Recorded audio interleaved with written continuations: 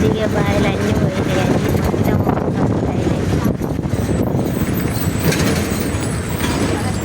మా ఊరు చుట్టూ అన్నీ అవే ఓపెన్ కాస్ట్ గడ్డలేనండి. ఎంత అందంగా ఉంటుందో మా ఊరికే వస్తే.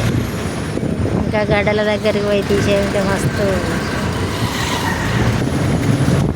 గడ్డల కాడిగా ఆ మట్టి కూడా మస్తు గోళ్ళు దొంగతే మస్తు మెత్తగా ఉంటాయండి.